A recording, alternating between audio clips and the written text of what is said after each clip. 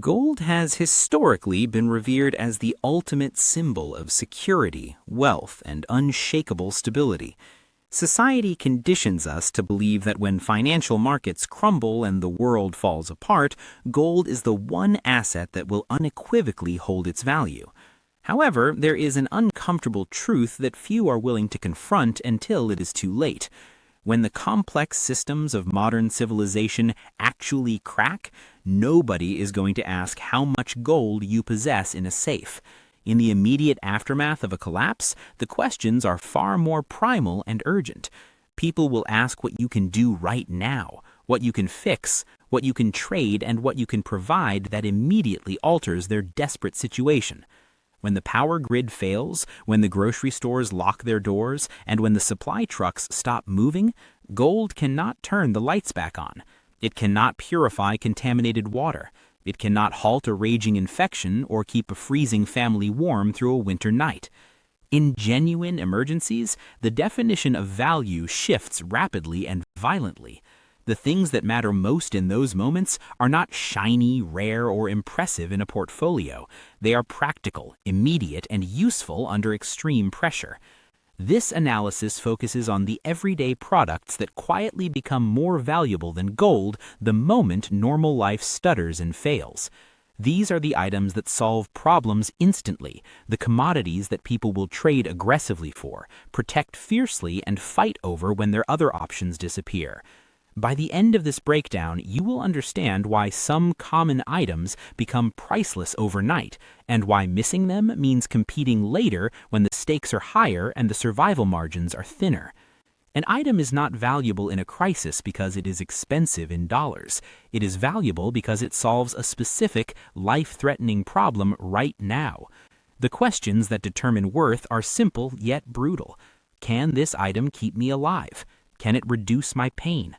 Can it give me critical information? Can it restore a sense of control? These questions determine worth far faster than any stock market or commodities exchange ever could.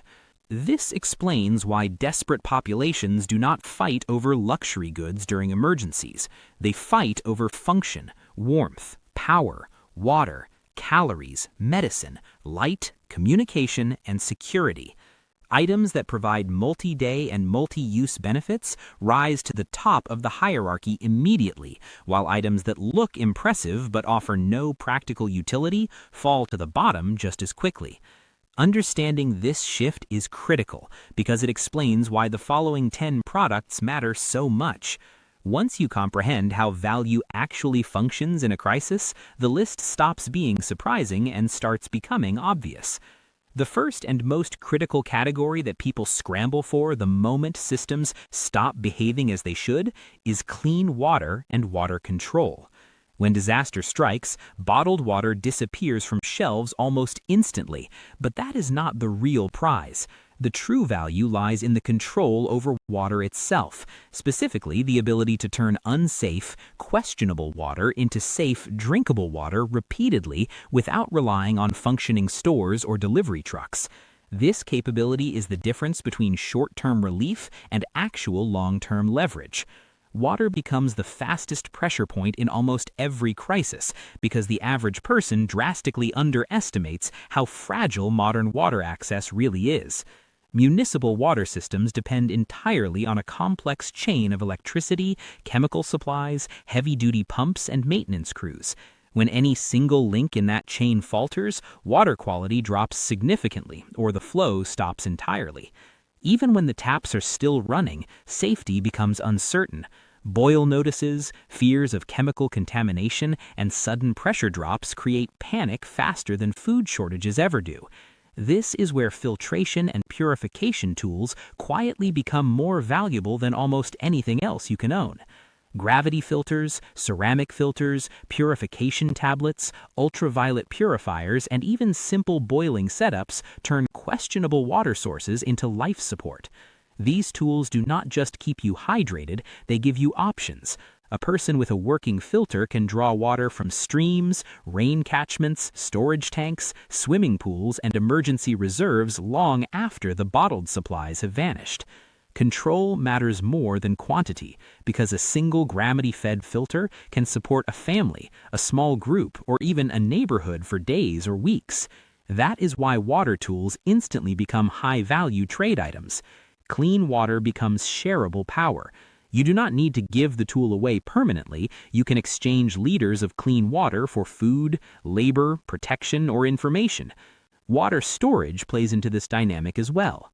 Containers, collapsible bladders, food-grade barrels, and jerry cans allow you to capture water when it is available and control how it is distributed later. In a crisis, the person who can store water safely without contamination becomes a stabilizing force or a prime target. What makes water control more valuable than gold is its absolute immediacy. You cannot delay thirst, you cannot substitute it with anything else, and you cannot negotiate with biology. Within hours, people are anxious. Within days, they are desperate. Anyone who can reduce that pressure even slightly holds real influence. After water, the very next thing people scramble for is the ability to keep their world powered, lit, and connected. In the early days of a disaster, electricity becomes more valuable than food, and often more valuable than fuel. This is not because people are thinking about the long term yet, but because power keeps everything else alive. Communication, lighting, navigation, information gathering, and medical support all depend on a flow of electrons. When the grid goes dark, the person who can still generate or store electricity suddenly holds an edge that everyone else notices. Portable power starts small, but scales in importance very fast. Power banks, rechargeable batteries, solar chargers, inverters, and compact battery systems do not look dramatic until the phones start dying. The moment people lose access to information, their stress levels spike. Radios are another massive pressure point. In disasters, official information often comes through radio frequencies long before internet or cellular service stabilizes. A powered radio gives situational awareness, including weather updates, evacuation notices, and relief efforts that others simply do not have access to. That knowledge changes decisions, movement patterns, and safety outcomes. Then there are the medical and practical devices that require power. CPAP machines, nebulizers, refrigeration for essential medication, small water pumps, and basic repair tools all rely on power. Even modest battery systems can keep these devices running intermittently, which can mean the difference between staying stable in a shelter and being forced into a dangerous emergency evacuation. What makes electricity especially valuable early on is that it is still usable even when fuel distribution completely breaks down. Gas stations require massive amounts of grid power to pump fuel from underground tanks. Refineries and pipelines rely on grid stability to function. Solar chargers, hand crank systems, and stored battery power bypass those bottlenecks entirely. Just like water, power becomes a tradable commodity. Charging a neighbor's phone, running a community radio, or powering a light for a few hours becomes a service people will exchange food, supplies, or loyalty for. It is a form of quiet leverage, but it is incredibly real. After water and power are addressed, the next pressure point hits fast, and it hits hard, and that is ready-to-eat calories. We're not talking about food in the abstract, or ingredients or recipes. We are talking about calories you can consume immediately, with no heat, no water, no setup, and no waiting. In the first phase of a disaster, that distinction matters more than people expect. Cooking-dependent food loses its value almost overnight. Dry rice, raw pasta, and uncooked grains look great on paper for long-term storage, but they assume the availability of fuel, time, clean water, cookware, and a safe place to prepare them. When the power is out, gas supplies are uncertain, and movement feels risky, those assumptions collapse. People do not stop being hungry, but their tolerance for effort drops sharply. Stress burns energy at a rapid rate. Cold burns energy. Fear burns energy. The body demands fuel right now. This is why high-density, ready-to-eat calories become instant currency. Protein bars, nut packs, energy gels, peanut butter packets, shelf-stable meat snacks, and compressed ration bars rise to the top. These are not glamorous foods, but they deliver something critical, which is fast metabolic relief. You open the package, you eat it, and you function again. There is no smoke to attract attention, no smell to waft through the neighborhood, and no preparation time. That simplicity is everything. These foods also travel exceptionally well. They are light, compact, and portable, which makes them valuable during evacuations, checkpoints, or periods of uncertainty when staying put is not guaranteed. If movement becomes necessary, the person with ready calories moves farther, thinks clearer, and recovers faster. That advantage is visible, and people notice it. From a trade perspective, these calories carry outsized value because they do not require explanation or trust. You don't have to teach someone how to use a protein bar. You don't need to provide additional resources to make it edible. You hand it over, and the benefit is In high-stress environments, that kind of instant payoff drives demand and mitigates conflict. This leads directly into the next category, because once hunger is barely controlled, the next thing people prioritize is not long-term health or prevention, but relief. Pain, illness, and medical vulnerability rise fast, and the items that address them do not just hold value, they create dependence. This brings us to number 4, medicine and pain control. When systems fail, the first medical scramble is not for rare drugs or advanced treatments. It is for relief. Pain relief, fever control, breathing support, and blood sugar stability are the things that keep people functional hour by hour. That is why medicine and pain control items rise in value faster than almost anything else. Pain fundamentally changes human behavior. Someone who is hurt, sick, or feverish does not negotiate well, plan clearly, or wait patiently. They act urgently. Headaches, infections, injuries from manual labor, and chronic conditions do not pause for disasters. In fact, they often get worse as stress, exposure, and fatigue pile up. The moment people realize hospitals are overloaded or inaccessible, personal medical supplies stop being personal items and become strategic assets. Over-the-counter painkillers and fever reducers are the first to disappear for a reason. They are widely understood, fast-acting, and universally needed. Reducing pain restores function. Lowering a fever prevents medical escalation. The same applies to wound care supplies. Antiseptics, dressings, bandages, and basic tools for cleaning and protecting injuries suddenly matter far more than people planned for. Then there are condition-specific medications like asthma inhalers, insulin, heart medication, and seizure medications. These do not just improve quality of life, they prevent immediate medical emergencies. When supply chains falter, people dependent on these medications experience real risk within days. That urgency creates intense pressure and, unfortunately, conflict. Medicine also carries asymmetric value. One dose can make a dramatic difference to one person, which means small quantities hold enormous leverage.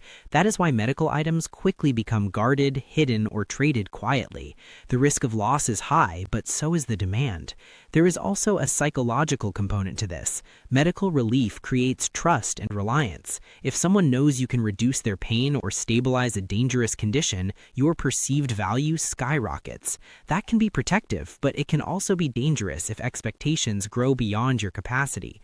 Managing that dynamic becomes part of survival itself. Unlike food or power, medical supplies cannot be improvised easily. You cannot substitute your way out of an insulin shortage or a severe asthma attack. That rigidity is what makes these items so powerful and so volatile in crisis environments. Number 5 on the list is fuel in portable form. When disasters hit, fuel does not disappear because people stop needing it. It disappears because the systems that move and control it break first. Pipelines shut down, power-dependent pumps stop working, and stations run dry within hours. Large fuel sources become inaccessible almost immediately, not because the fuel is gone, but because it is trapped behind infrastructure that no longer functions. That is where portable fuel quietly becomes more valuable than gold. Small, movable fuel sources like propane canisters, butane cartridges, lamp oil, and alcohol fuel do not depend on anyone else's system. You do not need a functioning electrical grid. You do not need a tanker truck delivery. You do not need permission. You just need a match and a purpose. That independence is exactly why these fuels spike in value the moment things destabilize. Fuel equals options. It means you can cook without smoke-heavy fires that attract attention. It means you can boil water when purification systems fail. It means warmth in cold environments, light in darkness, and sterilization when medical care is limited. Each of those functions alone is valuable, but together they create leverage across almost every survival category. From a trade standpoint, portable fuel holds a unique position. It is consumable, which means demand never disappears, but it is also divisible. A single canister can be split across multiple trades or favors. Unlike large fuel reserves, which attract attention and risk, small fuel units can be hidden, carried, and exchanged discreetly. There is also a timing factor involved. Fuel becomes critical before long-term adaptations set in. Early on, people still expect normalcy to return. They want to cook the food they already have. They want light at night. They want warmth without rebuilding their entire routine. Portable fuel supports that illusion of continuity, and people will pay for it. But fuel alone does not solve problems. It enables action. And the ability to act is where the next category overtakes everything else.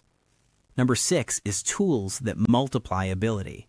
In a crisis, the real divide is not between who owns things and who does not. It is between who can act and who cannot. That is where tools come in and why they become worth more than gold almost immediately. Gold just sits there. Tools do work. Hand tools, multi-tools, cutting tools, and basic repair gear turn intention into results. With the right tool, one person can do the work of many. Without tools, even simple tasks become exhausting, dangerous, or impossible. That multiplication of ability is what drives value in emergencies. Tools create food by allowing you to process it. They create shelter by letting you cut, fasten, and reinforce materials. They create security by enabling barriers, repairs, and controlled access. They maintain systems long after fragile components fail. None of that requires electricity. None of it requires permission. It just requires skill and steel. There is also the factor of durability. A well-made hand tool does not expire. It does not rely on batteries. It does not degrade quickly. In a prolonged disruption, that reliability becomes obvious fast. People who mocked simple tools early on are often the same ones searching for them later. Another factor is skill amplification. A person with basic skills and good tools outperforms a person with advanced plans and no gear. That is why tools often outperform stockpiled goods in real-world survival situations. They adapt to changing needs. They solve problems you did not predict. And perhaps most importantly, tools restore agency. When systems fail, people feel helpless. Tools give back control. They allow people to fix instead of wait, build instead of beg, and adapt instead of panic. That psychological shift alone makes them priceless. Number 7 is hygiene, sanitation, and disease control. When disasters unfold, most people focus on food first, then water. What they underestimate almost every time is how fast sickness spreads once basic sanitation breaks down. Long before starvation becomes a threat, illness starts taking people out of the equation. That is why hygiene and disease control quietly become more valuable than almost anything else. Soap, bleach, disinfectants, wipes, gloves, and trash bags do not look dramatic, but they prevent the kind of cascading failures that destroy groups from the inside. Once waste piles up, clean water becomes contaminated. Once minor wounds get infected, medical care becomes overwhelmed. Once people stop washing hands and surfaces, viruses and bacteria move faster than any supply truck ever could. In normal life, sanitation is invisible because it works in the background. Trash gets collected, sewage flows away, and clean water shows up on demand. When those systems fail, the consequences show up fast, and they show up violently. Diarrheal illness, respiratory infections, skin infections, and contaminated food begin spreading in days, not weeks. Hygiene items create a defensive barrier against that spiral. Soap breaks down pathogens mechanically. Bleach disinfects surfaces and purifies water in controlled doses. Gloves reduce exposure during injury treatment or waste handling. Trash bags isolate contamination and prevent vermin. Wipes maintain hygiene when water is limited. None of these are luxuries once systems break. They are containment tools. From a trade perspective, sanitation supplies rise in value rapidly because they solve problems people can feel immediately. Nobody debates the importance of clean water after getting sick. Nobody questions soap after an infection spreads through a household. Fear accelerates demand, and hygiene directly addresses that fear. There is also a compounding effect. One person practicing hygiene protects others. That makes these supplies group critical. In shared shelters or tight living conditions, cleanliness determines whether a group stays functional or collapses. People who control sanitation resources often gain influence because everyone understands the stakes. Another overlooked factor is energy conservation. Sickness drains calories, focus, and morale. Preventing illness is far cheaper than treating it, especially when medical supplies are limited. Hygiene preserves strength. It keeps people working, moving, and thinking clearly. As disasters drag on, the value of hygiene does not drop, it rises. Food can be rationed, water can be sourced, but once disease spreads, it's hard to reverse without resources people no longer have. That is why soap and bleach often outlast food in real emergencies. They do not fill stomachs, but they keep bodies functional. And as important as cleanliness is, it only works if people can coordinate around it. That coordination depends on something even more fragile. Number 8 is communication and information control. One of the first things to fail in any crisis is not food, water, or fuel. It is information. Cell towers go down, networks overload, and internet access becomes spotty or disappears completely. When communication breaks, confusion fills the gap, and confusion creates danger faster than scarcity ever could. Radios, walkie-talkies, antennas, and spare batteries suddenly become more valuable than gold because they restore awareness. They let people know what is happening, where to go, and what to avoid. When people lose access to reliable updates, rumors spread instantly. Panic travels faster than facts. Without communication, groups fragment, individuals act alone. Resources get wasted because no one knows who needs what or where help is coming from. Radios do not rely on centralized infrastructure the way phones do. They do not care if a server goes down. They do not need a subscription.